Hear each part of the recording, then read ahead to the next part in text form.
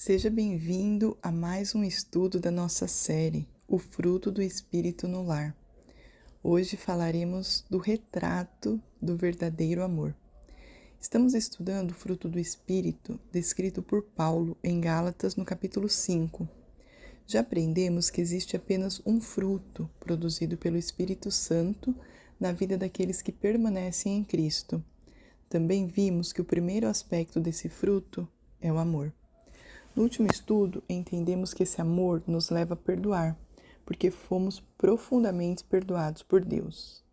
Hoje, vamos olhar para um dos textos mais conhecidos da Bíblia, 1 Coríntios, capítulo 13.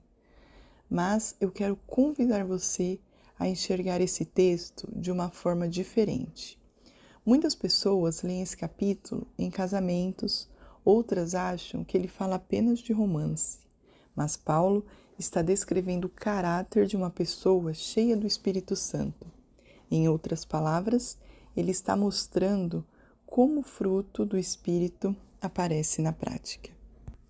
Em Gálatas, capítulo 5, versículo 22 e 23, diz: Mas o fruto do Espírito é amor, alegria, paz, longanimidade, benignidade, bondade, fidelidade, mansidão e domínio próprio. Hoje continuamos estudando o primeiro aspecto desse fruto, o amor. Vamos à leitura. Está em 1 Coríntios, capítulo 13, que diz: Ainda que eu falasse a língua dos homens e dos anjos, e não tivesse amor, seria como um metal que soa ou como um sino que tine. E ainda que tivesse o dom de profecia, e conhecesse todos os mistérios e todo o conhecimento, e ainda que tivesse toda a fé, de maneira tal que transportasse os montes, e não tivesse amor, nada seria. E ainda que distribuísse toda a minha fortuna para sustento dos pobres, e ainda que entregasse o meu corpo para ser queimado, e não tivesse amor, nada disso me aproveitaria. O amor é sofredor, é benigno, o amor não é invejoso, não trata com leviandade, não se ensoberbece, não se porta com indecência, não busca os seus interesses, não se irrita, não suspeita mal, não folga com a injustiça, mas folga com a verdade. Tudo sofre, tudo crê, tudo espera, tudo suporta. O amor nunca falha.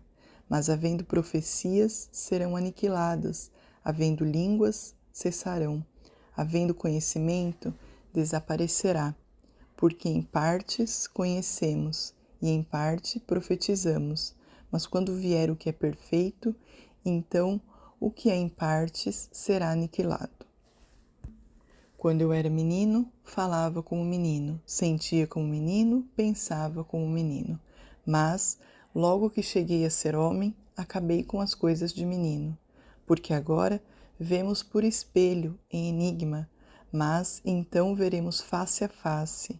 Agora conheço em parte, mas então conhecerei como também sou conhecido. Agora, pois, permanecem a fé, a esperança e o amor. Esses três, mas o maior destes é o amor. Vamos à reflexão. O amor vale mais do que os dons. Paulo começa dizendo algo surpreendente. Você pode falar em línguas, pode ter conhecimento, pode ter uma fé extraordinária, pode até entregar todos os seus bens aos pobres, mas se não tiver amor, tudo isso perde o valor diante de Deus. Isso nos ensina que Deus está mais interessado no nosso caráter do que na nossa capacidade. É possível impressionar as pessoas com os dons e, ao mesmo tempo, ferir o próximo. O fruto precisa acompanhar os dons. O amor é paciente. A paciência é uma das primeiras evidências do amor. Quem ama aprende a esperar, aprende a ouvir, aprende a dar tempo para o outro crescer. Pense em Deus. Quantas vezes Ele foi paciente conosco? Agora, pense na sua casa. Somos pacientes com os nossos filhos, com o nosso cônjuge? Ou queremos que todos mudem no nosso tempo? O amor é bondoso. O amor não apenas espera, ele faz o bem. Bondade é amor em ação. Uma palavra de encorajamento, um abraço, um café preparado com carinho. É servir sem esperar reconhecimento. Às vezes pensamos que amar é fazer grandes coisas, é ir do outro lado do mundo. Mas não, podemos começar agora, dentro da nossa casa. Porque dentro de casa, quase sempre o amor aparece nas pequenas atitudes. O amor não inveja.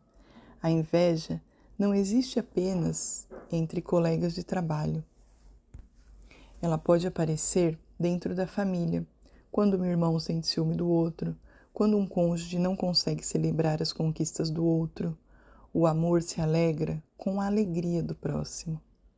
O amor não se vangloria. O orgulho destrói relacionamentos.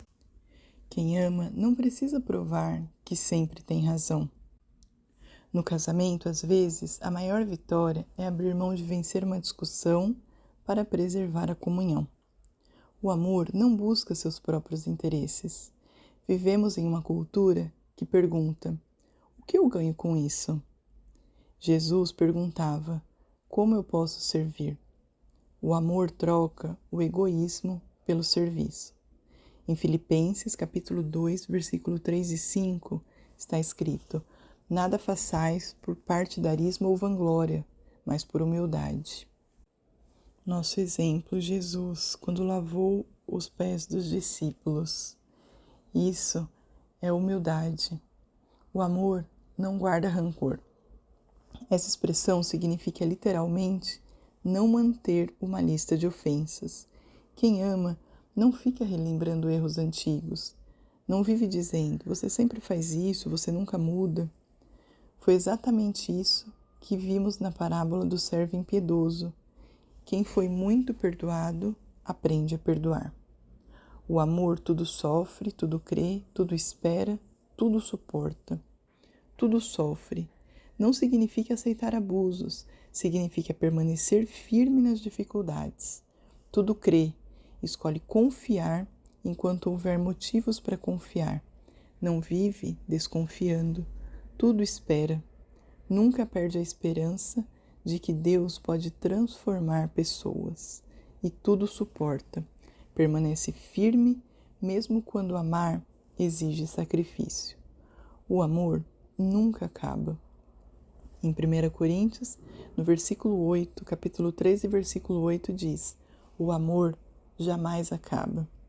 Profecias passarão, línguas cessarão, o conhecimento desaparecerá, mas o amor permanecerá eternamente, porque Deus é amor. E talvez você esteja pensando: como faço para viver esse amor? Pode ser que eu ainda esteja longe desse padrão. E, sinceramente, todos nós estamos. Ninguém consegue viver 1 Coríntios 13 apenas pela força de vontade. Por isso, Paulo fala do fruto do Espírito. Esse amor não nasce de nós, ele é produzido em nós. Em João, capítulo 15, versículo 4 e 5, Jesus diz: permanecei em mim. Ou seja, quanto mais permanecemos ligados à videira, mais o Espírito Santo produz esse amor em nosso coração. Em 1 João, capítulo 4, versículo 19, nós amamos porque Ele nos amou primeiro. Essa é a chave. Não amamos para conquistar o amor de Deus, amamos porque já fomos amados. E antes de terminar, eu quero te convidar a fazer um exercício. Quando estava fazendo a leitura, em quem você pensou? Agora, pense diferente. Em vez de pensar no outro, coloque o seu nome no texto. Eu sou paciente, eu sou bondoso, eu guardo rancor. Porque é assim que a palavra de Deus nos transforma. Ela nos leva primeiro a olhar para nós mesmos. O que eu posso mudar para ser melhor para o próximo? Reflita nisso. E hoje aprendemos que 1 Coríntios 13 não é apenas uma poesia sobre amor, é um retrato de Jesus. Ele foi paciente, bondoso, humilde, perdoador. E quando permanecemos nele, o Espírito Santo começa a formar esse mesmo caráter em nós. Esse é o verdadeiro fruto do Espírito. E antes de finalizar o dia, pense nisso, reflita, converse com Deus. Senhor, hoje eu fui paciente, fui bondoso. Produza em mim o teu fruto, em nome de Jesus.